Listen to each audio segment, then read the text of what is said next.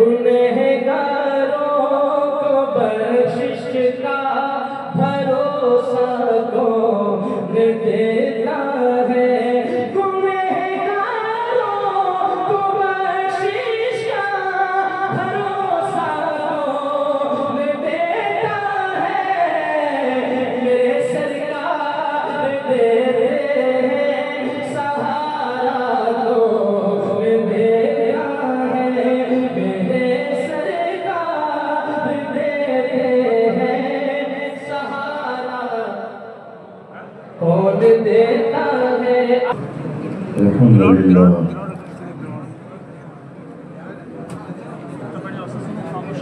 الحمد لله الذي أبدع الأخلاق والعظيم، والصلاة والسلام على من كان نبيا وآدم بين الماء والطين، وعلى آله الطيبين وأصحابه المطهرين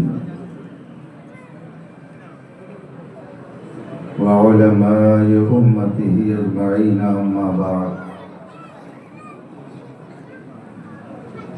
أعوذ بالله من الشيطان الرجيم. بسم الله الرحمن الرحيم.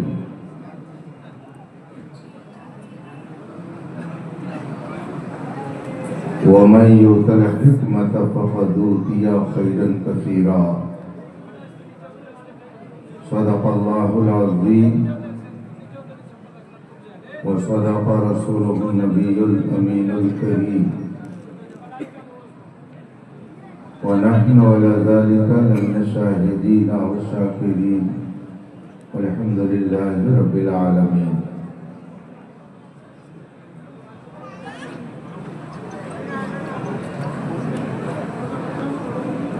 مجلس پاک میں جلوہ فرما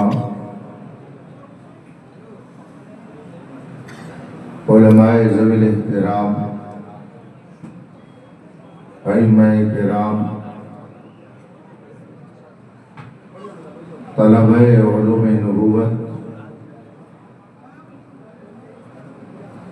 اساتذہ ادارہ، حاضرین محترم، السلام علیکم ورحمۃ اللہ تعالی وبرکاتہ۔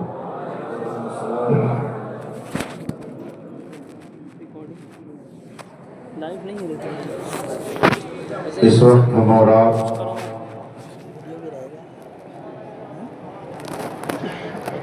جماعت اہل سنت کے مشہور و معروف ادارہ دارالعلوم محبوب سبحانی کی جانب سے منعقد جلسے دستار بندی میں شریک ہیں۔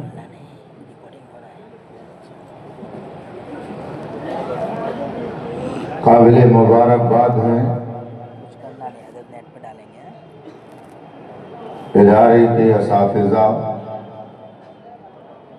طلباء، اراکین و معاونین، جن کی جد و جہد اور کوششوں سے یہ نورانی منظر ہم اور آپ اپنے ماتھے کی آنکھوں سے دیکھ رہے ہیں۔ سبحان اللہ، سبحان اللہ۔ 100 کے قریب فارغ ہونے والے ان طلباء کے سروں پر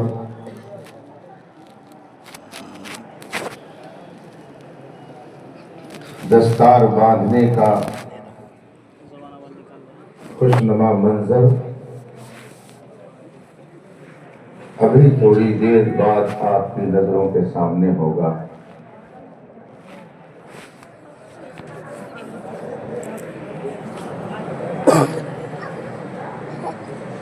علم دین کی دولت پا لینے کے بعد ان طلباء کو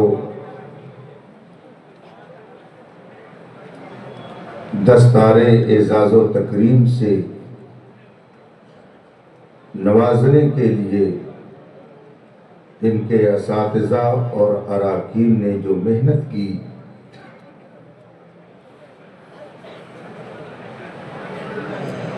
اس کا صحیح اندازہ انہی حضرات کو ہے۔ رب تعالیٰ اپنے حبیب پاک کے طفیل ان کے سینوں میں قرآن کریم اور علم دین کو نقش الحجر فرمائے۔ میں انہیں بھی مبارکبادی دیتا ہوں اور ان کے والدین، ان کے احباب و متعلقین کو بھی مبارکبادی دیتا ہوں کہ رب کائنات نے انہیں یہ پربہار موقع عطا کیا اور ایک قیمتی سرمایہ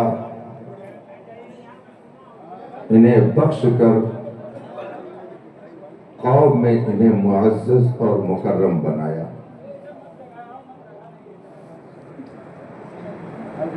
آپ حضرات دیکھ رہے ہیں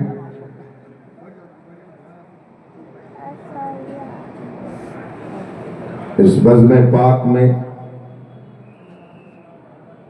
علماء کرام کا ایک نورانی قافلہ جمع ہے۔ سادات کرام، علماء، حفاظ، قراء، ائمہ،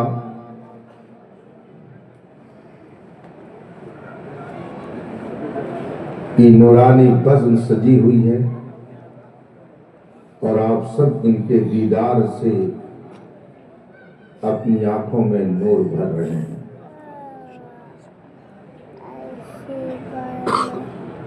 ادارے کے صدر مدرسین،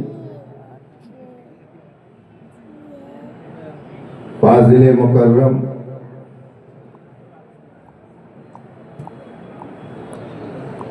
مصنف کتب کثیرہ حضرت علامہ سید محمد اکرام الحق صاحب،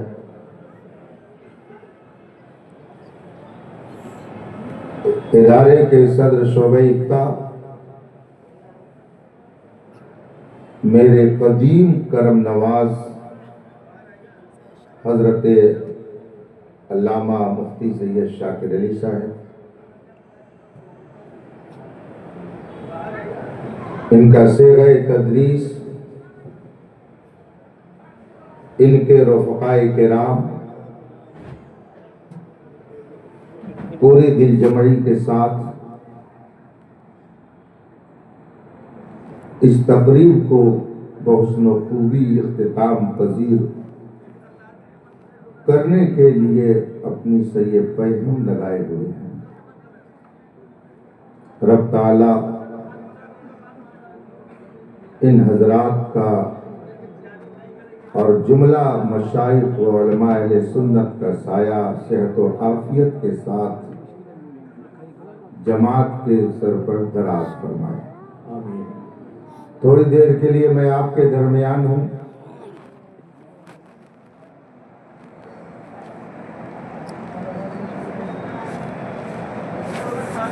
آپ کا ذوق اور شوق رات کے اس وقت میں آپ کی یہ چستی اور یہ پھرتی اس بات کی علامت ہے کہ ہماری صبح زندہ ہے، ہماری شام زندہ ہے۔ سبحان اللہ، سبحان اللہ۔ ہماری صبح زندہ ہے، ہماری شام زندہ ہے، ہمارے دل کی تختی پر نبی کا نام زندہ ہے۔ سبحان اللہ۔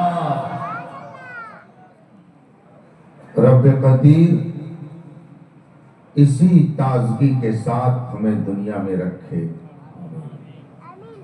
تھوڑی دیر آپ سنجیدہ ماحول جو ہی بنائے رہیں، آپ کا وقت بھی بہت قیمتی ہے۔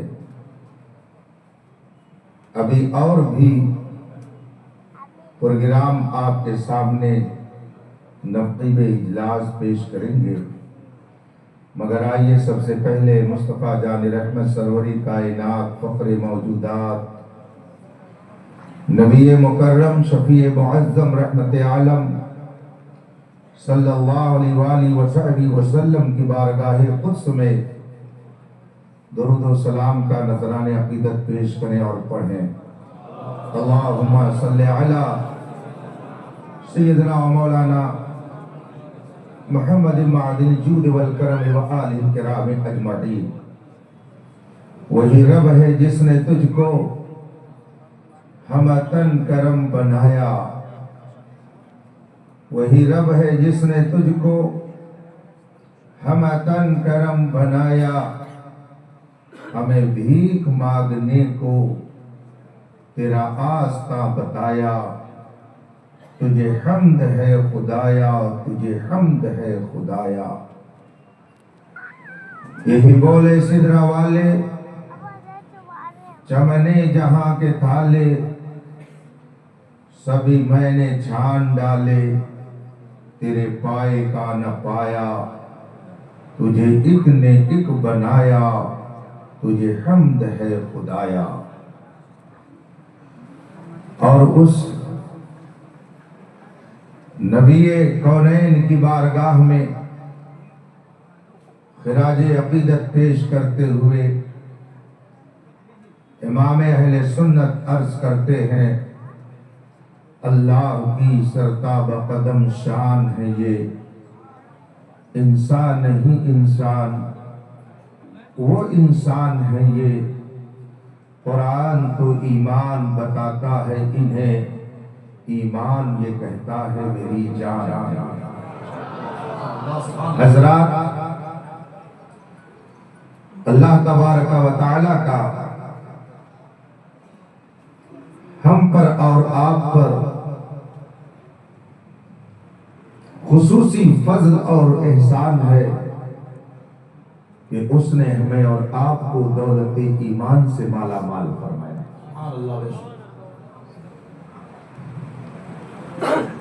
اسلام کی دولت بخشی اور رسول پاک صلی اللہ علیہ وآلہ وسلم کی وفادار امت میں پیدا فرمایا۔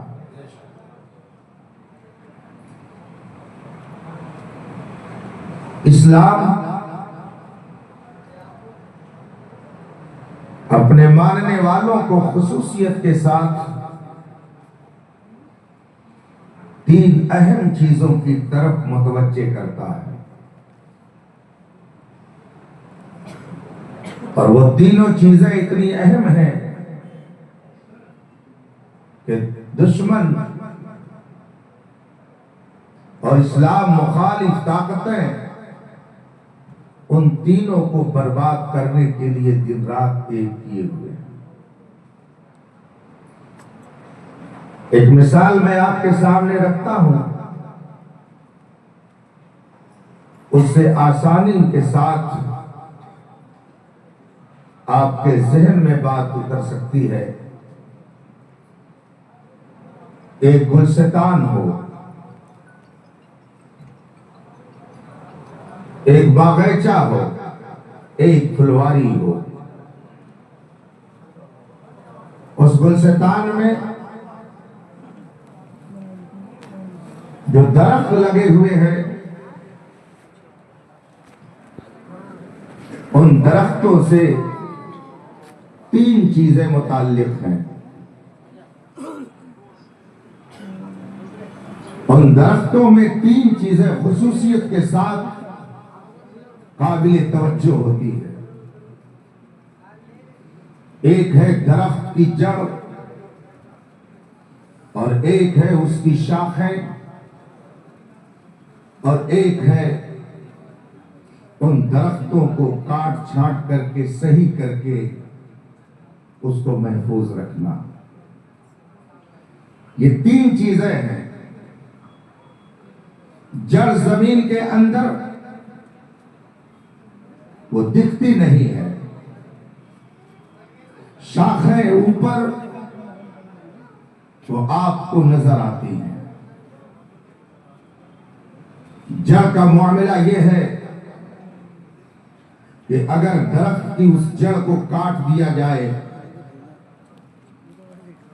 تو جتنی بھی شاخیں اس درخت میں موجود ہے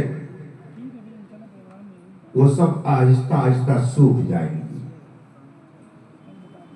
اس کی پتیاں سب سوکھ کر کے زمین پر گر جائیں گی، اب اس میں پھول اور پھل نہیں لگ سکتے۔ درخت کی جڑ کو درخت کے وجود میں کردار حاصل ہے، ایک اہم کلیدی کردار اسی جڑ کا ہے۔ اس باغیچے کا ایک مالی ہوتا ہے، اس کا رکھوالا ہوتا ہے جو اس جڑ کی حفاظت کرتا ہے، پانی ڈال کر اس کی پتیوں کی حفاظت کرتا، اس کے پھلوں کی حفاظت کرتا ہے دواؤں کے ذریعہ، تاکہ اس میں کیڑے مکوڑے نہ لگنے پائیں۔ اور کبھی کبھی آپ نے یہ بھی دیکھا ہوگا کہ وہ مالی، باغیچے کا رکھوالا، پھولواری کا وہ دیکھ بھال کرنے والا، اس کو کبھی کبھی تراش خراش کر کے خوبصورت بناتا ہے۔ یہ تین چیزیں ہیں اور تینوں الگ الگ حیثیت کی حامل ہیں۔ اسی طرح سے اسلام ایک گلستان ہے، اسلام ایک خوبصورت باغیچہ ہے، اس میں بھی تین اہم چیزیں ہیں اور ان تینوں چیزوں کی اہمیت اپنی جگہ اس طرح سے مسلم ہے کہ کوئی عقل مند اس کا انکار نہیں کر سکتا ہے۔ جس طرح سے درخت کی جڑیں ہوتی ہیں کہ اگر جڑیں موجود ہیں تو پھول اور پتے اس میں نکلیں گے، ایسے ہی اسلام نے کچھ بنیادی چیزیں ایسی بتائی ہیں جن کا تعلق آپ کے دل سے ہے، جس کو عقیدہ کہا جاتا ہے۔ سبحان اللہ، سبحان اللہ۔ یہ عقیدہ مثل بنیاد اور جڑ ہے، اور کچھ چیزیں وہ ہیں جن کا تعلق عمل سے ہے، عبادات سے ہے، وہ مثل شاخیں ہیں، اور کچھ چیزیں وہ ہیں جن کا تعلق آپ کی تہذیب، آپ کے کلچر، آپ کی ثقافت سے ہے۔ یہ تین اہم چیزیں ہیں۔ اسلام ایک شاندار عقیدہ دیتا ہے، اسلام ایک بہترین عمل دیتا ہے، سبحان اللہ، سبحان اللہ۔ اسلام ایک خوبصورت تہذیب اور کلچر دیتا ہے۔ بے شک۔ جس طرح سے درخت کی جڑ، ایسے ہی اسلام کے بنیادی عقیدے۔ جڑ محفوظ تو درخت ہرا بھرا ہوگا، بے شک، بے شک۔ اس میں پھول اور پتیاں دکھیں گی، اس کے اندر ہریالی رہے گی۔ یوں ہی اگر عقیدہ سلامت تو اعمال باعث ثواب رہیں گے، عقیدہ سلامت تو آپ کے اعمال مفید ہوں گے، اور اگر عقیدہ خراب تو آپ کے اعمال بظاہر کتنے ہی خوبصورت ہوں لیکن فَجَعَلْنَاهُ هَبْءً مَنْثُورًا، قرآن نے اس کو هَبْءً مَنْثُورًا قرار دے دیا۔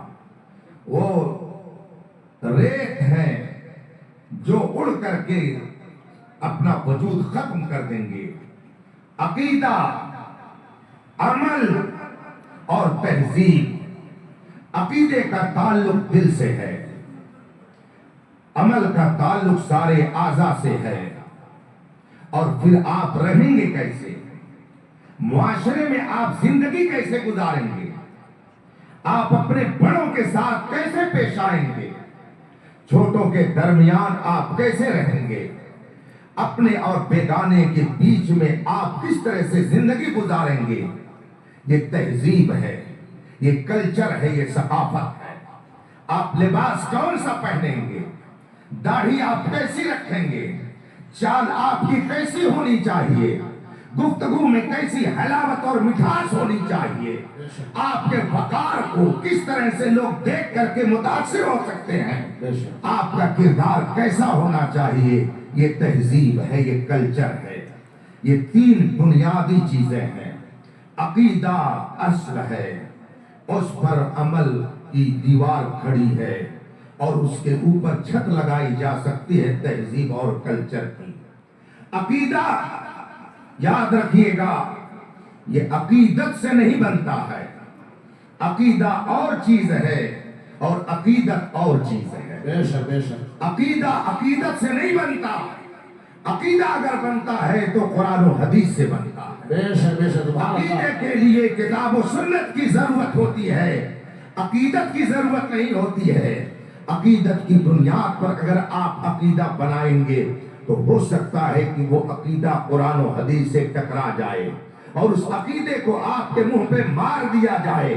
عقیدت کی بنیاد پر جو عقیدہ بنائے گا اس کے اندر گڑبڑی آئے گی، اور قرآن و حدیث کی روشنی میں جو عقیدہ اپنائے گا اس کے عقیدے میں کبھی گڑبڑی نہیں۔ سبحان اللہ سبحان اللہ، بے شک، عقیدت اور چیز ہے، عقیدہ اور بے شک، چیز ہے۔ سبحان اللہ۔ آپ اتنے سارے طلباء آج فارغ ہوں گے، ظاہر سی بات ہے ہر شاگرد کو اپنے استاد سے عقیدت ہونی چاہیے، ہے کہ نہیں؟ وہ ایک الگ چیز ہے۔ زمانہ بدل رہا ہے، انقلاب ہر ماحول میں آپ دیکھ رہے ہیں۔ میرے استاد گرامی امام العلماء حضور مفتی شبیر حسن رضوی رحمت اللہ تعالی علیہ مجھ سے فرمایا کرتے تھے، مولانا اختر زمانہ عجب رنگ دکھا رہا ہے، عجب حالات تیزی سے بدل رہے ہیں، بیٹا باپ کا نہیں ہو رہا ہے، مرید پیر کا نہیں ہو رہا ہے، امتی نبی کا نہیں ہو رہا ہے، بندہ خدا کا نہیں ہو رہا ہے، شاگرد استاد کا نہیں ہو رہا ہے، عجب انقلاب برپا ہے۔ تو اب اتنے طلباء جہاں سے فارغ ہو رہے ہیں، ظاہر سی بات ہے انہیں اپنے استاد سے عقیدت رکھنی ہی چاہیے۔ ایک سید صاحب ہماری داہنی سمت ہیں اور ایک سید صاحب ہماری بائیں سمت ہیں، اور دونوں طرف الحمدللہ علماء کی ایک ٹیم تشریف فرما ہے۔ کوئی ضروری نہیں ہے کہ آپ کی عقیدت ہر ایک سے جڑی ہوئی ہو، لیکن مثال کے طور پر میں کہتا ہوں کہ اگر آپ کو سید اکرام صاحب قبلہ سے عقیدت ہے اور اس عقیدت کی بنیاد پر آپ کہیں کہ میں تو اپنے استاد گرامی سید اکرام الحق صاحب کو مجتہد مانتا ہوں، تو مولانا حسیب صاحب کہیں گے یہ تمہاری عقیدت ہے لیکن یہ عقیدہ تمہارا درست نہیں ہے، اس لیے کہ مجتہد مطلق کا دروازہ تو بہت پہلے ہے، تم نے اپنی عقیدت کی بنیاد پر یہ عقیدہ بنایا، تو اس عقیدے کا کوئی اعتبار نہیں کیا جا سکتا ہے۔ بالکل اسی طریقے سے ہم کو مولا کائنات سے بلا شبہ عقیدت ہے، مگر اس عقیدت کی بنیاد پر یہ عقیدہ نہیں بنایا جا سکتا ہے کہ وہ صدیق اکبر سے بھی افضل ہے، وہ عمر فاروق سے بھی افضل ہے۔ یہ عقیدت ہے، اس کو عقیدہ نہیں اللہ۔ نعرہ تکبیر، نعرہ رسالہ، دارالعلوم محمود اصفہانی، بلند اہل سنت، نعرہ تکبیر، نعرہ رسالت۔ سبحان اللہ۔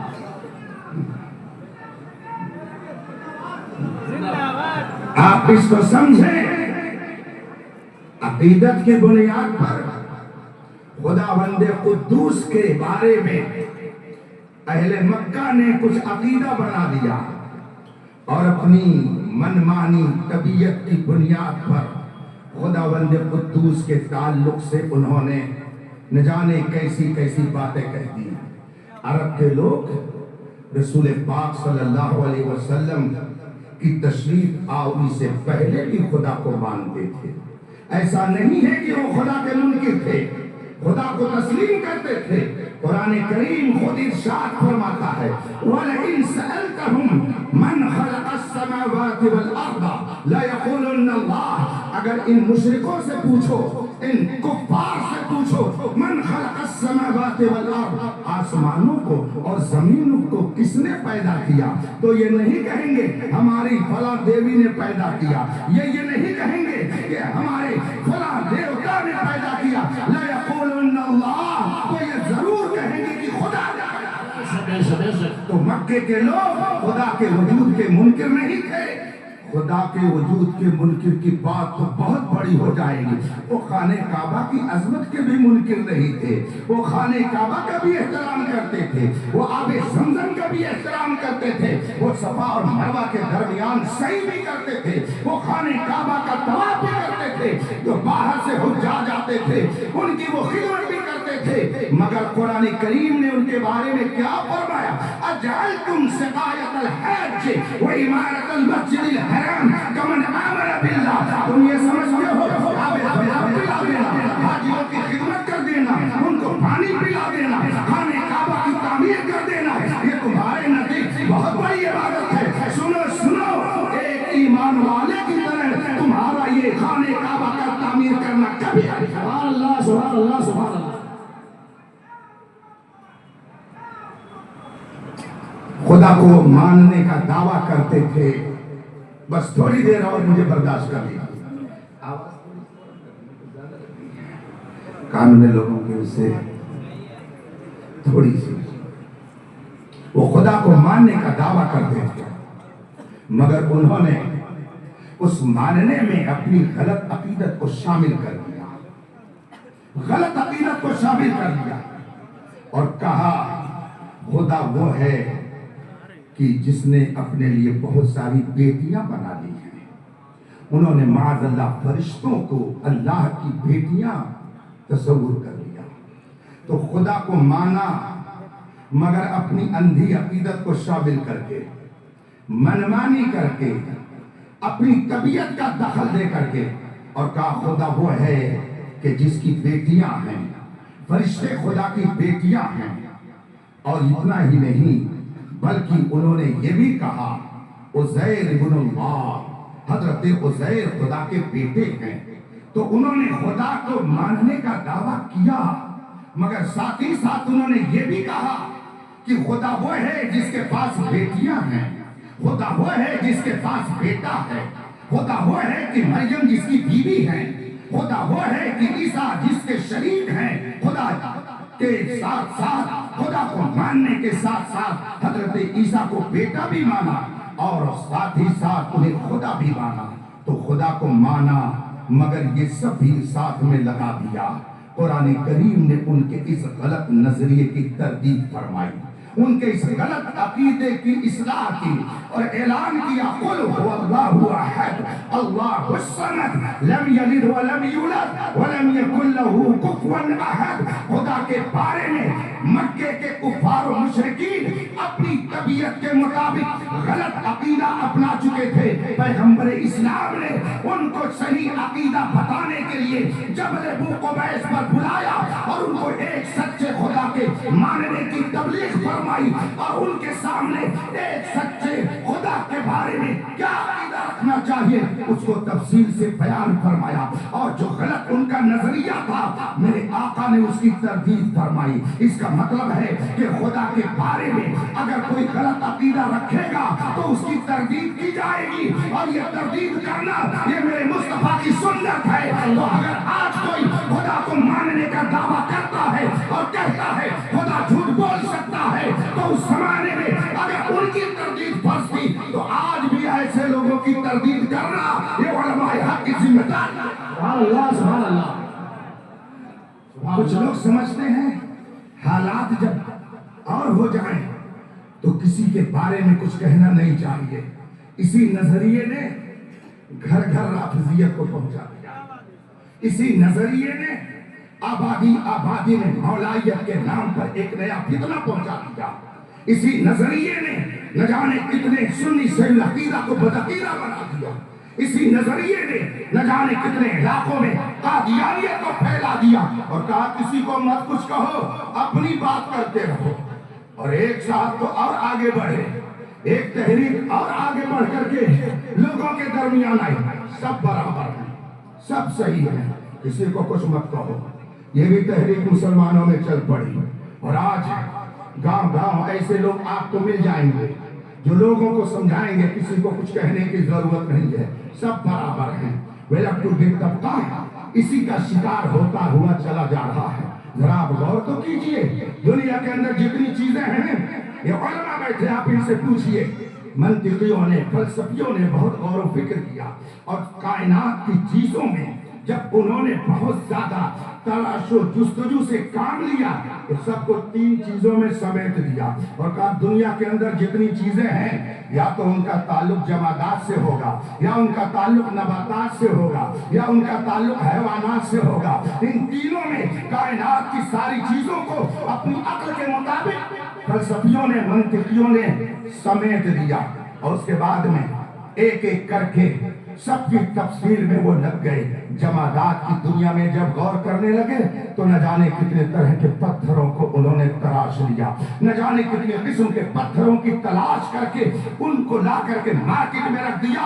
मुझे बताइए, क्या दुनिया के अंदर जितने पत्थर हैं सारे पत्थर बराबर हैं? जमादात से ऊपर उठिए, नबातात को देखिए, हैवानात को देखिए, सारे पत्थर दुनिया में जो पाए जाते हैं वो सब बराबर नहीं है।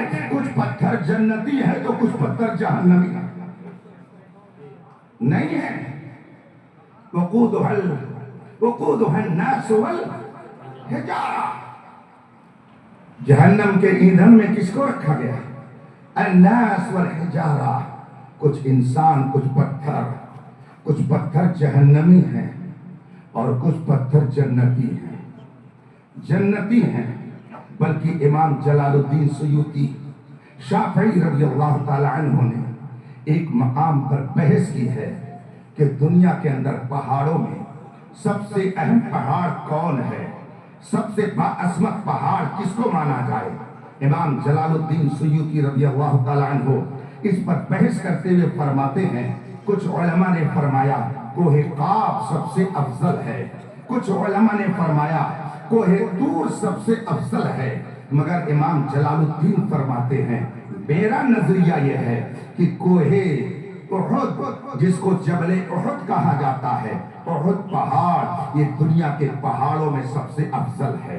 इमाम जलालुद्दीन सुयूती आगे फरमाते हैं कि मैंने जो गौर किया तो मैं इस नतीजे पर पहुंचा हूं कि कोहे काफ के बारे में मेरे रसूल की ऐसी कोई रिवायत नहीं है जिसमें रसूल पाक ने फरमाया हो कि ये पहाड़ मुझसे मोहब्बत करता है। कोहे तूर के बारे में कोई ऐसी रिवायत नहीं है जिसमें हुजूर ने फरमाया हो कि कोहे तूर मुझसे मोहब्बत करता है, मगर जबले उहुद के बारे में रसूल पाक ने फरमाया है कि मैं इससे मोहब्बत करता हूँ और ये मुझसे मोहब्बत करता है। तो जिसके दिल में नबी की मोहब्बत होगी बिलाशुबा वो पहाड़ सबसे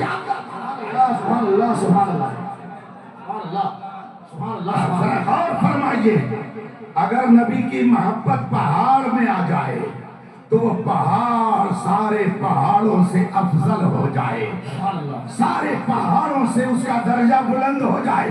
जब पहाड़ पहाड़ बराबर नहीं तो ये इल्म के पहाड़ सब कैसे बराबर? सुभान अल्लाह, सुभान अल्लाह, सुभान अल्लाह, सुभान अल्लाह, सुभान अल्लाह, बेशक सुभान अल्लाह। जमादात की दुनिया के बाद जरा नबातात में आ जाइए। कुछ दरख्त ऐसे हैं कि जिनके करीब से गुजर जाइए तो बदबू आएगी, मगर कुछ दरख्त ऐसे हैं कि आपके मशा में जाम मुअत्तर हो जाए। सुभान अल्लाह, सुभान। कुछ फल ऐसे हैं कि उसी की मिस्र जन्नत में भी खाने को मिलेगा, और कुछ फल ऐसे हैं जहां जिसका वहां पर कोई वजूद नहीं होगा। तो न दरख्त दरख्त बराबर, न जमात जमात बराबर, और ऊपर अले चले आई है जानवर जानवर भी बराबर नहीं। जाहिर सी बात है खिंजीर और दर्जे की चीज है और गाय और शेर और बकरी और दर्जे की चीज है, जानवर जानवर बराबर नहीं। इसीलिए इंसान इंसान भी बराबर नहीं है, अहले अकीदा भी बराबर नहीं है। कुरान फरमाता है अल खबीसातु लिल खबीसीन अत-तय्यिबातु लित तय्यिबीन, पाकों के लिए पाक चीज है, नापाकों के लिए नापाक चीज है। खुदा का शुक्र अदा कीजिए कि उसने आपको अकीदा पाक दिया तो ग़िज़ा भी पाक। सुभान अल्लाह, सुभान अल्लाह, سبحان اللہ. کیا آپ نہیں دیکھتے ہیں کوئی خنزیر کھا رہا ہے, کوئی چوہا کھا رہا ہے, کوئی سانپ کھا رہا ہے, کوئی بچھو کھا رہا ہے, کوئی پیشاب پی رہا ہے, کوئی گوبر کھا رہا ہے. یہ دنیا میں خدا کی طرف سے سزا ہے, یہ خدا کی طرف سے سزا ہے, یہ سزا ہے کہ اگر تم پاکیزہ عقیدہ نہیں اپناؤ گے تو تم دنیا میں بھی ایسے ہی ذلیل کیے جاؤ گے. سبحان اللہ سبحان اللہ. بے شک بے شک بے شک. الطیبات للطیبین, یہ پاکیزہ عقیدہ کے لوگ, سبحان اللہ, ان کے پاکیزہ چہرے کو تو دیکھیے, ان کے کردار کو تو دیکھیے, ان کی گفتگو کو تو دیکھیے. یہ نبی نہیں ہے, یہ نبی نہیں ہے, یہ نبی کے وارث ہیں, لیکن اگر ان کا کردار پاکیزہ ہو جائے, ان کی گفتار اعلیٰ ہو جائے تو قوم ان پر اپنی جان قربان کرنے کے لیے تیار ہے. جب نائبین مصطفیٰ کا لوگوں کے دل میں یہ احترام ہے تو نبی کے بارے میں تو یہ کہے گا ہی, ایک جان کیا ہے, اگر ہو کروڑوں تیرے نام پہ سب کو وارا. نعرہ تکبیر, نعرہ رسالت, جلسہ دستار فضیلت, دارالعلوم محمد سبحانی, مناظر اہل سنت. ہم کو پاکیزہ عقیدہ عطا کیا, اور یاد رکھیے گا, آپ اگر سنیت پر قائم ہیں, آپ اگر مذہب حق اہل سنت و جماعت کے فالوور ہیں, اگر آپ مسلک اعلیٰ حضرت پر چل رہے ہیں, اگر آپ امام احمد رضا کو مان رہے ہیں, اگر آپ غوث اعظم کے معتقد ہیں, اگر آپ خواجہ غریب نواز کے جانثاروں میں ہیں, اگر آپ حسنین کریمین کی محبت کا چراغ اپنے دل میں جلائے ہوئے ہیں, آپ اگر حنفی سیدنا امام اعظم کے مقلد ہیں, بلکہ اور اوپر چلے جائیے کہ اگر آپ صاحب ایمان ہیں, آپ کلمہ پڑھتے ہیں, تو نہ آپ کا اسلام پر کوئی احسان ہے, نہ مصطفیٰ جان رحمت پر کوئی احسان ہے. یہ ان کا احسان ہے کہ انہوں نے آپ کو اپنا غلام. سبحان اللہ سبحان. یہ میں نہیں کہتا, یہ تو قرآن کہتا ہے, قل لا تمنوا علی اسلامکم. اے محبوب اعلان کر دو, لوگوں کو بتا دو, لا تمنوا علی اسلامکم, مجھ پر اپنے مسلمان ہونے کا احسان مت جتاؤ. یہ احسان مت جتاؤ کہ میں مسلمان ہوں. اسی کی روشنی میں میں یہ بھی کہتا ہوں, کوئی یہ احسان نہ جتائے کہ میں اعلیٰ حضرت کو مانتا ہوں, کوئی یہ احسان نہ جتائے کہ میں تاج الشریعہ کو مانتا ہوں. یہ تو تاج الشریعہ کا احسان ہے کہ انہوں نے اپنی غلامی میں آپ کو لے رکھا ہے. یہ امام احمد رضا کا احسان ہے کہ ان کے افکار و نظریات پر آپ عمل کر رہے ہیں. آپ کا سنیت پر نہیں احسان ہے, ان علماء کا احسان ہے کہ آپ کے ایمان کی حفاظت کے لیے جد و جہد. سبحان اللہ سبحان اللہ سبحان اللہ. اور اسی کے ساتھ ساتھ یہ بھی سن لیجیے, ہم اسلام کو اس لیے نہیں مانتے کہ اسلام کی حفاظت ہم کر رہے ہیں. یاد رکھیے گا, ہم اسلام کو اس لیے نہیں مانتے کہ اسلام کی حفاظت ہم کر رہے ہیں. ہم کیا اسلام کی حفاظت کریں گے؟ ہم تو اپنی جان کی نہیں حفاظت کر پا رہے ہیں, اپنے وقار کی حفاظت نہیں کر پا رہے ہیں. ہم اسلام کو اس لیے نہیں مانتے کہ ہم اسلام کی حفاظت کر رہے ہیں, ہم اسلام کو اس لیے مانتے ہیں کہ اسلام ہماری حفاظت کر رہا ہے, اسلام ہماری حفاظت کر رہا ہے. مت مانیے اسلام کو, جائیے نہ جانے کتنے گرے پڑے کوڑے دان میں پھینکے ہوئے گڈے اور گڈی کے سامنے پیشانی کو جھکانا پڑے گا. زمانیہ اسلام کو نہ جانے کتنے در پہ جبی سائی کرنی پڑے گی. یہ ایک سجدہ جسے تو گرا سمجھتا ہے, 1000 سجدے سے دیتا ہے آدمی. ہم اسلام کو اس لیے نہیں مانتے کہ ہم اسلام کی حفاظت کر رہے ہیں, ہم تو اسلام کو اس لیے مانتے ہیں کہ اسلام ہماری حفاظت کر رہا ہے. اسلام کو ہم نے مانا تو در در پیشانی کو جھکانے سے اسلام نے ہمیں محفوظ کر دیا. ہم نے اسلام کو مانا تو ہمیں اسلام نے چوہا اور بلی کھانے سے محفوظ کر دیا. ہم نے اسلام کو مانا تو ننگے دھڑنگے رہنے سے اسلام نے ہماری حفاظت فرما دی. ہم اسلام کو اس لیے مانتے ہیں کہ اسلام ہماری حفاظت کرتا. یہ تو دنیا میں ہے.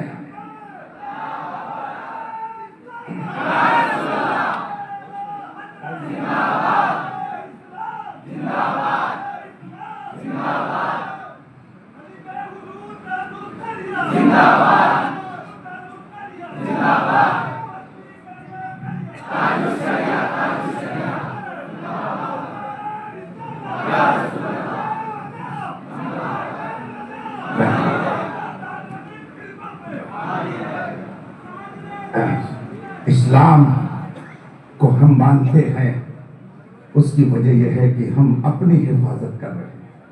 اسلام کو ہم نے مانا تو اسلام نے ہم کو کتنی چیزوں سے محفوظ کر دیا. اور یہ تو دنیا میں ہے، یہ دنیا میں ہے. اور کل میدان محشر میں یہ اسلام ہماری حفاظت فرمائے گا. سورج کی تپش سے، زمین کی گرمی سے اسلام ہماری حفاظت فرمائے گا. اور انشاءاللہ دشمن لاکھ کوشش کرے، ہم یہاں بھی محفوظ رہیں گے، وہاں بھی محفوظ رہیں گے. حضرت حسن بریلوی نے فرمایا ہے، ڈھونڈا ہی کریں صدر قیامت کے سپاہی، وہ کس کو ملے جو تیرے دامن میں چھپا ہو. وہاں اگر دامن میں چھپ گئے تو وہاں بچے رہیں گے. تبھی تو ہم یہاں کہتے ہیں آج لے ان کی پناہ، آج مدد مانگ ان سے، کل ہم آنیں گے قیامت میں. اگر ہم اسلام کو اس لیے مانتے ہیں کہ اسلام ہماری حفاظت فرما رہا ہے. ہم قرآن کو اس لیے انہیں یاد کراتے ہیں کہ ان کے ذریعہ ہماری عبادت کی حفاظت جو ہو رہی ہے، رب قدیر ان کے سینوں میں قرآن کریم کو محفوظ کر کے ان کی عزت کی حفاظت کر رہا ہے. یہ نہیں ہے کہ یہ قرآن کی قرآن کہہ چکا، نحن نزلنا الذکر وَإِنَّا لَهُ لَحَافِظُونَ. ہم نے اتارا ہے تو ہم ہی اس کی تو حفاظت کون کرے گا؟ آپ نہیں. حفاظت کون کر رہا ہے؟ اللہ کر رہا ہے. اور اس نے آپ کو عزت دے دی ہے. قرآن کریم کو آپ کے سینے میں محفوظ کر کے اس نے آپ کا وقار بڑھا دیا. ہو سکتا ہے کچھ لوگ کہیں یہ مولوی صاحب لوگ ہیں، یہ حافظ جی لوگ ہیں، یہ اولڈ مین ہیں. کچھ لوگ کہتے ہیں نا دنیا کہاں سے کہاں چلی گئی. حضرت لوگ 1400 سال پرانی ہی بات بتاتے رہتے ہیں. اور میں کہتا ہوں وہی چراغ جلاؤ تو روشنی ہوگی، وہی چراغ جلاؤ تو حضور مبلغ اسلام خلیفہ اعلیٰ حضرت علامہ عبدالعلیم میرٹھی علیہ رحمت و رضوان اپنے ایک خطاب میں فرماتے ہیں، لوگ کہتے ہیں آگے بڑھو ترقی کرو گے، آگے بڑھو تو تمہارا روڈ دوسروں پہ جمے گا، آگے بڑھو تو تمہارا دبدبا لوگوں پہ پر قائم ہو جائے گا.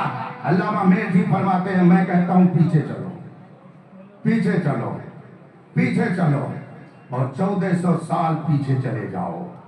مصطفیٰ کے صحابہ کے کردار کو اپنا لو، رسول پاک کے صحابہ کی زندگی کو نمونہ عمل بنا لو تو تم بھی کہو گے دشت تو دشت ہے، دریا بھی نہ چھوڑے اپنے بحر ظلمات میں دوڑا دیے گھوڑے. اللہ سبحان اللہ، اللہ سبحان اللہ. آج عقیدت کی بنیاد پر، عقیدہ صحابیت پر ڈکیتی ڈالی جا رہی ہے. عقیدہ توحید، عقیدہ رسالت اور عقیدہ ولایت و خلافت و صحابیت، اسلام کی بنیاد سچے عقیدے پر، اس کی شاخیں بہترین اعمال، نماز، روزہ، حج، زکوٰۃ، جہاد، یہ سب اعمال ہیں. بنیاد الگ ہے، خدا ایک ہے، اس کا کوئی شریک نہیں ہے. پوری کائنات میں تصرف حقیقت میں وہی کرتا ہے. ما تشاءون الا ان یشاء اللہ رب العالمین. تم کچھ نہیں چاہتے بس وہی جو خدا چاہتا ہے. فعال لما یرید، وہ جو چاہتا ہے وہ کرتا ہے. اس کی مرضی کے بغیر ایک ذرہ اپنی جگہ سے ہل نہیں سکتا ہے. یہ عقیدہ توحید ہے. اگر اس میں گڑبڑی آئی تو ساری عمارتیں دھڑام سے زمین پر آ جائیں گی. یاد رکھیے گا آج اس عقیدے پہ پیشہ زنی ہو رہی ہے، کلہاڑی چلائی جا رہی ہے. کیا ہے؟ یہ ایک جہتی دکھانی ہے. تو کیا کرنا ہے؟ अरे थोड़ा सा अगर आरती उतार लिया जाए तो क्या हो जाता है? हमसे मत पूछो क्या हो जाता है, फुक़हा से पूछो, मुफ्तियाने किराम से पूछो, कुरान से पूछो, हदीस से पूछो, तब पता चलेगा कि इससे क्या होता है। आप कहते हैं इल्म दीन पढ़ाने से क्या फायदा? ये इल्म दीन ये आपके अकीदे की हिफाजत करता है, आपके अमल की हिफाजत करता है, आपकी तहजीब और आपके कल्चर की हिफाजत। सुभान अल्लाह, सुभान अल्लाह, सुभान अल्लाह। बेशक बात आ गई है इल्म दीन पर, बस 2-4 मिनट और, बहुत तेजी से वक्त गुजर रहा है। इल्म नहीं रहेगा तो याद रखिएगा, न आपका अकीदा सलामत रह सकता है, न आपका अमल सलामत रह सकता है, न आपका कल्चर और आपकी तहजीब सलामत रह सकती है। मुझे याद आ गया अभी अचानक मेरे बस्ती जिला का एक वाकया। एक साहब गांव के प्रधान हो गए, कोई प्रधान होंगे तो बुरा मत मानिएगा, इसलिए कि आजकल बहुत मुश्किल है। दाढ़ी मुंडे के खिलाफ तकरीर कर दीजिए तो लोग समझते हैं हमारे ही खिलाफ बोल रहे हैं, शराब के खिलाफ तकरीर कर दीजिए तो शराबी सोचता है हमारे ही खिलाफ बोल रहे हैं, बदअकीदों के खिलाफ बोल दीजिए तो जिनकी दोस्ती उनसे है वो समझेंगे हमारे ही खिलाफ बोल रहे हैं। एक साहब ने हमें कर्नाटक में बताया, हजरत ये यहाँ की जामे मस्जिद है मगर 6 महीने से ज्यादा कोई इमाम यहाँ टिक नहीं पाता है। हमने कहा क्यों, आखिर वजह क्या है? कहा अगर इमाम ने गलती से भी सूद के खिलाफ तकरीर कर दिया तो मुतवल्ली साहब दूसरे दिन उसका बुरिया बिस्तर बांध करके उसको रवाना कर देते हैं। हमने कहा इसकी क्या वजह है? कहा चूंकि मुतवल्ली साहब सूदखोर हैं इसलिए वो कहते मेरा इमाम और मेरे खिलाफ तकरीर करके इस मस्जिद में नहीं रह सकता है, उसका दूसरे ही दिन बुरिया बिस्तर उठ जाता है। मेरे भाइयों, आपने नजरिया क्या बना लिया? अगर गैर आपको नहीं रहने देता है इख्तिदार पा करके तो आप बिलबिलाते क्यों हैं, आप रोते क्यों हैं? अगर एक मस्जिद पर आपका इख्तिदार है तो आप अपने नजरिए के खिलाफ उस मस्जिद में कुछ नहीं सुनना चाहते, तो अगर पूरे मुल्क का कोई दुश्मन आपका काबिज है तो अगर वो अपने नजरिए के खिलाफ आपसे नहीं सुनना चाहता है तो बिलबिलाते क्यों है? ये तो रास्ता आपने दिखाया है, इसलिए दुनिया के किसी गोशे में रहिए, वही कहिए जो मुस्तफा ने इरशाद। सुभान अल्लाह, सुभान अल्लाह, सुभान अल्लाह। समझिए, मस्जिद के इमाम साहब आप इस पे तकरीर नहीं करेंगे, प्रिंसिपल साहब अपने फला मुदरिस को बता दीजिए उसके खिलाफ तकरीर नहीं करेगा। आप मस्जिद के रुकन क्या बन गए, मुतवल्ली और मैनेजर क्या बन गए, मनसबे खुदाइयत आपने संभाल लिया। आप बताएंगे कि तकरीर क्या होगी, आप बताएंगे कि इलाज कैसा होगा। ये उलमा डॉक्टर हैं, ये अतिब्बा हैं, इनका काम इलाज करना है, और डॉक्टर जो होता है मरीज को देख करके दवा देता है। अगर टेबलेट की जरूरत हुई तो टेबलेट देगा, कैप्सूल की जरूरत हुई तो कैप्सूल देगा, इंजेक्शन लगाने की जरूरत होगी तो इंजेक्शन देगा, और अगर ऑपरेशन की जरूरत होगी तो वो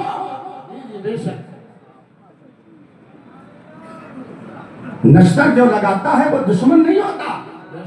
उलमाए रब्बानीन हजरत सैयदना अब्दुल्लाह इब्ने मसूद या अब्बास रज़ियल्लाहु ताला अन्हु से पूछा गया, मा अलामतु हलाकिन नास, लोगों की बर्बादी की पहचान क्या है?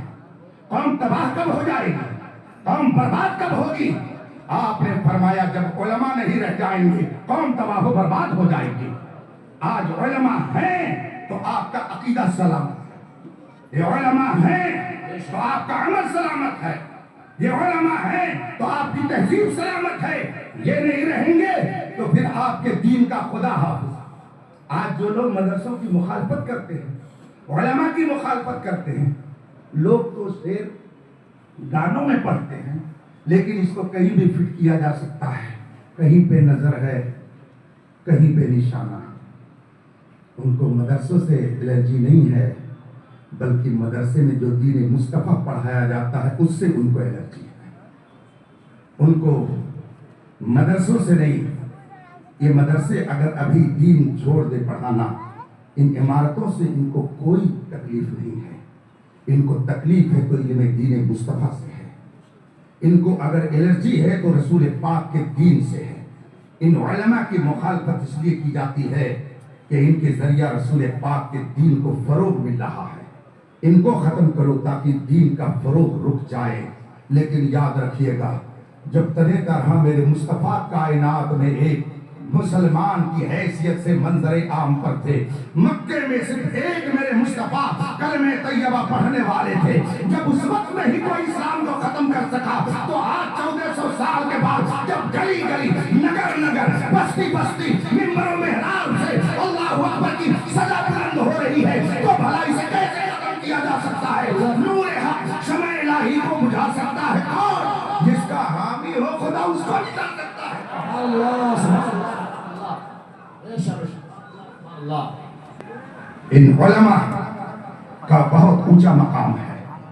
یہاں بھی آپ کو ان کی ضرورت رہے گی اور جنت میں بھی ضرورت رہے گی. یاد رکھیے گا جنت میں بھی ان کی رہنمائی کی آپ کو ضرورت پڑے گی. اعلیٰ حضرت امام احمد رضا فاضل بریلوی رضی اللہ تعالیٰ عنہ نے اعلیٰ حضرت کو جانتے ہیں نا؟ ہاں تو بہت زور سے آپ بول دیے جانتے ہیں، لیکن یاد رکھیے گا جاننا اور ہے اور پہچاننا اور ماننا تینوں میں فرق ہے. آپ سید صاحب کو جان بھی رہے ہیں پہچان بھی رہے ہیں، لیکن کوئی ضروری نہیں ہے کہ سب تو صرف جاننے سے کام نہیں چلتا، صرف پہچاننے سے کام چلے گا تو ماننے سے. کوئی اگر کہے میں تو جانتا ہوں رسول پاک کو تو اس جاننے سے کیا ہوتا ہے؟ پوری دنیا ان کو رسول جانتی ہے. میرے آقا نے فرمایا ہے میں پوری کائنات کا رسول ہوں اور ہر مخلوق مجھے اپنا رسول مانتی ہے، البتہ بدماش انسانوں کے اور بدماش جناتوں کے. تو جانتے وہ بھی ہیں، یہ اور بات ہے کہ مانتے. ہاں تو اعلیٰ حضرت کو صرف جانیے نہیں مانیے بھی اعلیٰ حضرت کو، اس لیے کہ اعلیٰ حضرت رسول پاک تک پہنچانے کی ایک مضبوط زنجیر کا نام ہے. وہ صرف ایک مولانا نہیں تھے.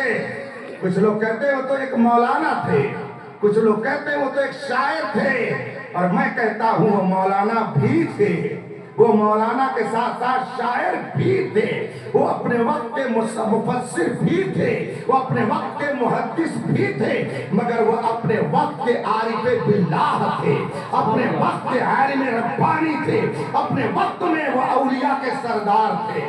اللہ سبحان اللہ. ان کو مانیے، اور اگر مانیے گا تو ان پر آپ کا احسان نہیں ہوگا، یہ ان کا احسان ہوگا کہ انہوں نے آپ کو اپنی غلامی میں داخل کر اللہ. فتاوی رسولیہ میں اعلیٰ حضرت فرماتے ہیں کہ جب میدان محشر قائم ہوگا، جنتی جنت میں، جہنمی جہنم میں، ہم لوگ انشاءاللہ ڈھاکہ بھر کا منہ بار ہیں. نماز پڑھوے نہ کریے، دیکھو بولی نا. ہاں لقمہ دینا کوئی بری بات نہیں ہے، رمضان آ رہا ہے، حافظ جی لوگ لقمہ لینے کے لیے تیار رہتے ہیں. ہاں یہ بات اور یاد آ گئی ان کے لقمے پر کہ اگر کوئی نماز کی حالت میں غلطی کر جائے، امام ہو چاہے وہ سید صاحب ہو چاہے مولانا حسیب صاحب ہو. یہ مولانا حسیب صاحب انہوں نے یہاں آنے کے بعد بتایا کہ ان کے صاحبزادے کی دستار ہے، تو میں کہہ سکتا ہوں کہ میرے پوتے کی دستار ہے. چلیے اب چاہے حافظ حسیب صاحب نماز پڑھائیں یا سید اکرام الحق صاحب پڑھائیں یا سید شاکر علی صاحب پڑھائیں جو صدر شعبہ افتاء ہیں، جو دارالعلوم کے پرنسپل ہیں، ان میں سے کوئی بھی نماز پڑھائے، اگر خدا نخواستہ حالت نماز میں غلطی ہو جائے تو بتائیے لقمہ دینے کا حکم ہے کہ نہیں ہے نا؟ تو اگر نماز میں کسی امام سے غلطی ہو جائے حالت نماز میں تو اس کو لقمہ دیا جا سکتا ہے. تو اگر تقریر کرنے میں کسی سے غلطی ہو جائے تو اس کو کیا لقمہ نہیں دیا جا سکتا ہے؟ اس کو لقمہ نہیں دیا جا سکتا. اور اگر وہ حالت نماز میں لقمہ لے لیں تو کیا ان کی نماز باطل ہو جائے گی؟ یہ تو دارالعلوم ہے، علم کا ایک شہر ہے، عوام زیادہ، اس لیے میں ان کے اعتبار سے گفتگو کر رہا ہوں. علماء کے لیے علماء بیٹھے ہوئے یہ طلبہ کو علم کا جام پلاتے ہیں. حالت نماز میں اگر غلطی ہو جائے اور مقتدی نے لقمہ صحیح دیا تو امام کو لقمہ لینا ہے. لقمہ تو کیا امام اپنی بے عزتی سمجھتا ہے؟ تو میرے بھائیوں اگر کسی سے تقریر میں غلطی ہو جاتی ہے اور کوئی اگر ٹوک دیتا ہے، کسی کو نعت پڑھنے میں اگر غلطی ہو جاتی ہے اور کوئی اسے ٹوک دیتا ہے تو آخر وہاں کیوں چڑھ جاتا ہے آدمی؟ اگر حالت نماز میں لقمہ دیا جا سکتا ہے تو حالت خطابت میں بھی لقمہ دیا جا سکتا ہے، اور اگر وہاں امام کی توہین نہیں ہے تو یہاں خطیب کی بھی توہین نہیں ہونی چاہیے۔ کیا تماشا بنا لیا ہے؟ شعر پڑھیں گے تو رافضیت کے فروغ کے لیے۔ ایک جگہ میں تقریر کرنے کے لیے گیا، بہت سارے علماء قیامگاہ پر تھے، میرے کان میں آواز آئی، نقیب اجلاس بار بار اپنی تقریر اپنی نقابت میں کہہ رہے ہیں۔ میں نے کان لگایا، ایک بہت قابل عالم میرے پاس، میں ان کے پاس بیٹھا ہوا تھا، میں نے کہا حضرت یہ شعر جو پڑھ رہے ہیں یہ دیکھیے۔ کہا ہاں یہ تو شعر قابل اعتراض لگ رہا ہے۔ وہ شعر کیا پڑھ رہے تھے؟ الجھے ہوئے ہیں لوگ آج 3-4 میں، ہم اہل بیت پاک کے خوش نصیب ہو گئے۔ تو میں نے کہا حضرت یہ شعر اپنے سنی اسٹیج سے پڑھا جا رہا ہے، کہیں تبرہ تو نہیں ہے یہ؟ انہوں نے کہا ہاں لگ تو رہا ہے۔ تھوڑی دیر کے بعد پھر نقیب نے وہ شعر دہرایا۔ میں نے کہا حضرت اب غور کیجئے، کہا بالکل یہ شعر تبرہ ہے۔ میں تقریر کرنے کے لیے بیٹھا، انہوں نے میرا اعلان کیا، اور بیٹھتے ہی میں نے خطبے کے بعد ان سے کہا آدمی جو بولتا ہے اپنی بولی کا معنی وہ زیادہ سمجھتا ہے، میں جو بول رہا ہوں میں اس کا معنی زیادہ سمجھتا ہوں، مجھ سے وضاحت آپ لے لیجئے تب اس پر کوئی تبصرہ کیجئے۔ میں نے ان سے کہا کہ آپ نے یہ شعر پڑھا ہے تو ذرا آپ وضاحت کیجئے، الجھے ہوئے ہیں لوگ آج 3-4 میں، تو کون لوگ ہیں جو الجھے ہوئے ہیں اور وہ کون ہیں جو 3 اور 4 ہیں؟ اب وہ بیچاری گھبرائے، اور ہم نے کہا وہ کون لوگ ہیں جو اہل بیت پاک کے خوش نصیب ہو گئے؟ آپ نے یہ کس کو کہا ہے؟ اب وہ خاموش۔ ہم نے کہا خدا را سنی اسٹیج کو تبررائی اسٹیج مت بنائیے، یہ تبررائی اسٹیج نہیں ہے۔ الحمدللہ جو سنی صحیح العقیدہ ہے اس کے دل میں صحابہ کی بھی عظمت ہے، اس کے دل میں اہل بیت کی بھی عظمت ہے۔ جو صحابہ کا گستاخ ہوتا ہے اسے رافضی کہا جاتا ہے، اور جو اہل بیت کا گستاخ ہوتا ہے اسے خارجی کہا جاتا ہے۔ الحمدللہ میرے امام احمد رضا نے ہم کو بتایا ہے اہل سنت کا ہے بیڑا نجم ہے اور ناؤ ہے عطرت رسول اللہ کی۔ ہم نہ صحابہ کی گستاخی برداشت کر سکتے ہیں اور نہ اہل بیت کی شان میں گستاخی ہمارے نزدیک روا ہے۔ جو اہل بیت کی محبت کا نام لے کر کے کسی صحابی کی شان میں گستاخی کرے، چاہے وہ صدیق اکبر کی ذات ہو یا سیدنا امیر معاویہ کی ذات، کسی پر تبرہ کی اہل سنت کے نزدیک کوئی اجازت۔ یہ شاگرد ہیں، اس میں سے 6 ماشاءاللہ 14 طلبہ عالمیت کی سند سے نوازے جائیں، 14 طلبہ فضیلت کی سند اور دستار سے نوازے جائیں۔ ان حضرات کو بخاری شریف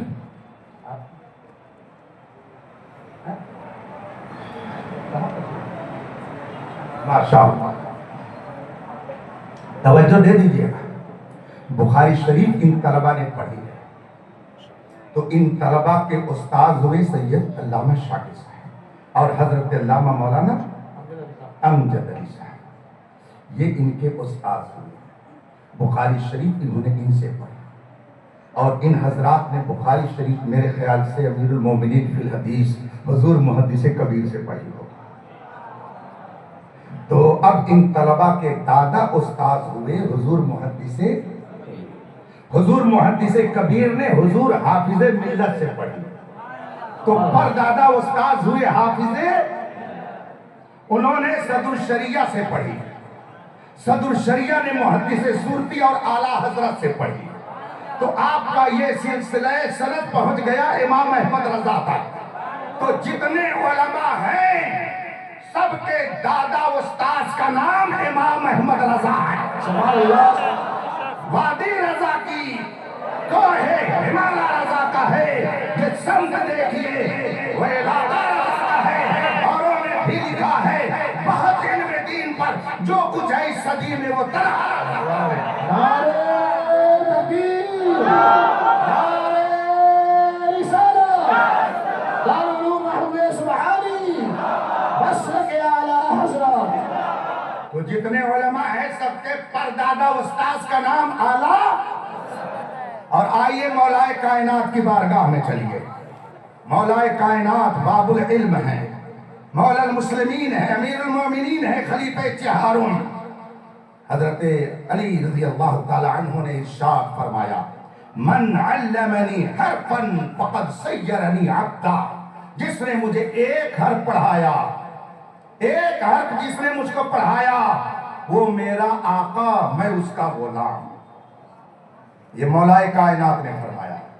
تو یہ جتنے شاگرد ہیں ان کے اساتذہ، ان کے آقا، اور یہ سب ان کے کس کے قول کے مطابق؟ حضرت شیر خدا علی رضی اللہ تعالیٰ عنہ. تو گویا آپ سب جو تلامذہ ہیں، آپ کے اساتذہ، آپ کے آقا، ان کے اساتذہ، بالخصوص بخاری شریف کا میں نے ذکر کیا تھا، امیر المومنین فی الحدیث محدث کبیر، آپ سب کے آقا، ان کے اوپر حافظ ملت آپ سب کے آقا، ان کے اوپر صدر الشریعہ آپ سب کے آقا، ان کے اوپر اعلیٰ حضرت آپ سب کے آقا. اور اعلیٰ حضرت کے سامنے بخاری شریف امام بخاری لے کے ٹپک تھوڑی پڑے تھے. اعلیٰ حضرت نے بھی کسی سے پڑھا. تو اب چلیے ذرا مارہرہ شریف. سبحان اللہ. کیسے آقاؤں کا کیا اعتراف ہے. یہاں لوگوں سے کہا جاتا ہے کہ تمہارے استاد تمہارے آقا ہے، ماننے کے لیے نہیں تیار، لیکن وہ امام احمد رضا ہے جو گنگنا رہا ہے کیسے آقاؤں کا بندہ ہوں رضا، بول پالے میری سرکاروں کے. اب مارہرہ شریف یہ لکڑ دادا استاذ. اور مارہرہ شریف کے مشائخ نے بھی خود نہیں بخاری شریف پڑھی، انہوں نے دہلی میں پڑھی. یہ سلسلہ چلا گیا شاہ عبدالعزیز سے ہوتے ہوئے شاہ ولی اللہ محدث دہلوی تک. اور شاہ ولی اللہ محدث دہلوی نے خود نہیں پڑھی ہے، انہوں نے مکہ شریف میں جا کر کے مشائخ مکہ سے پڑھی. اور مشائخ مکہ نے بھی خود نہیں پڑھی، انہوں نے اپنے استاد سے، انہوں نے اپنے استاد سے، اور پھر وہ پہنچے امام بخاری کی بارگاہ. تو اب امام بخاری سب کے ہوئے نا. اچھا، امام بخاری نے ڈائریکٹ حضور سے لے لیا کیا؟ چند ہی حدیثیں ہیں جن کو ثلاثیات کہا جاتا ہے. اس کی تفصیل پوچھ لیجئے گا شیخ الحدیث صاحب سے کہ ثلاثیات کیا ہے. چند ہی حدیثیں ہیں، مگر ایک حدیث جس کا تعلق علم سے ہے وہ میں سنا دے رہا ہوں. امام بخاری فرماتے ہیں میں نے ڈائریکٹ حضور سے نہیں لیا ہے، سن لو. حدثنا سعید بن عفیر، امام بخاری فرماتے ہیں ہم سے حدیث بیان کیا سعید بن عفیر نے. تو امام بخاری کے استاذ کون ہوئے؟ سعید بن. اور حضرت سعید بن عفیر فرماتے ہیں کہ میں نے بھی ڈائریکٹ حضور سے نہیں سنا. حدثنا ابن وہب، سعید بن عفیر فرماتے ہیں ہم سے حدیث بیان کیا ابن وہب نے. ابن وہب فرماتے ہیں کہ میں نے بھی حضور سے ڈائریکٹ نہیں لیا. ان یونس، مجھ سے روایت کیا ہے حضرت یونس نے. حضرت یونس فرماتے ہیں میں نے بھی حضور سے ڈائریکٹ نہیں لیا، میں نے حدیث سنی اور مستقل روایت پہنچی ان ابن شہاب، حضرت ابن شہاب زہری سے پہنچی. حضرت ابن شہاب زہری فرماتے ہیں میں نے بھی ڈائریکٹ حضور سے نہیں لیا، حمید بن عبد الرحمن نے مجھ سے بتایا. حمید بن عبد الرحمن فرماتے ہیں میں نے بھی ڈائریکٹ حضور سے نہیں سنا. سمعت معاویہ خطیبا یقول، میں نے حضرت معاویہ سے سنا ہے. حضرت معاویہ کہتے ہیں میں نے رسول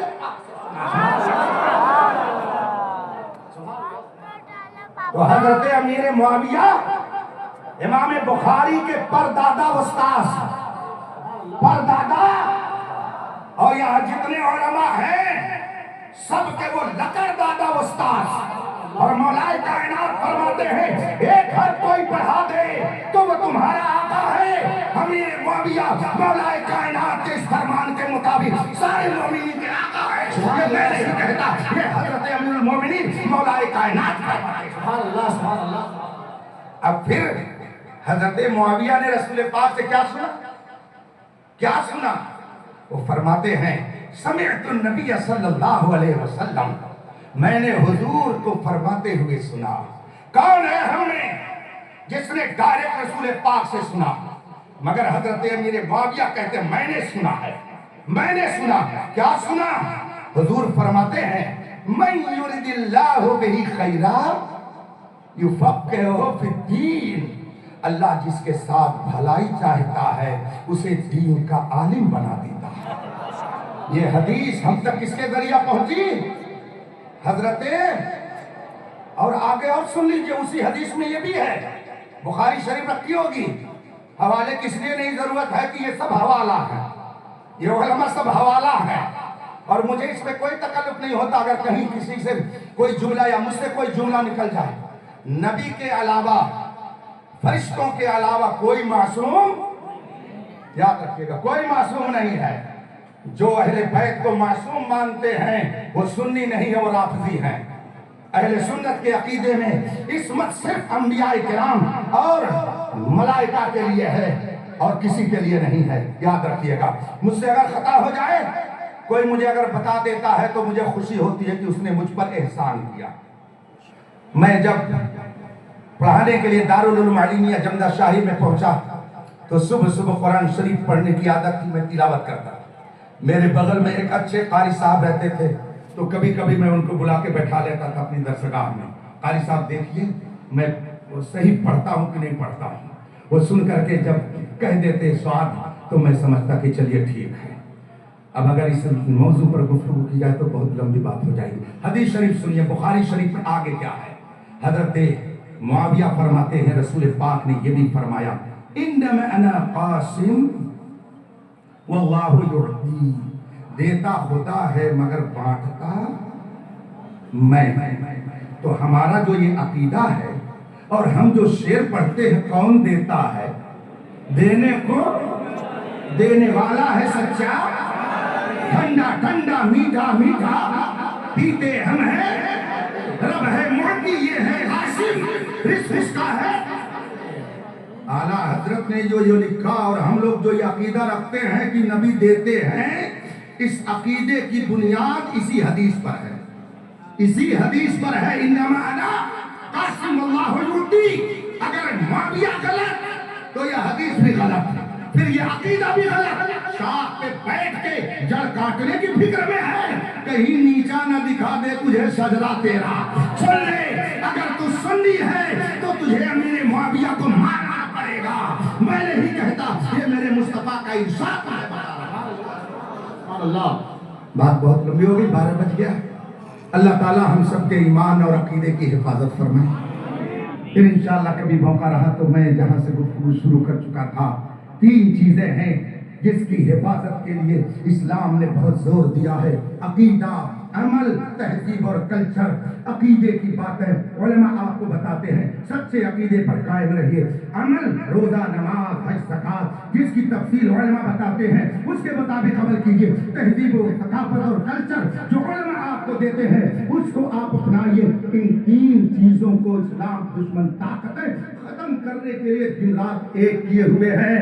تبھی اعلیٰ حضرت نے فرمایا تھا، سونا جنگل چھائی بدلی، سونے والوں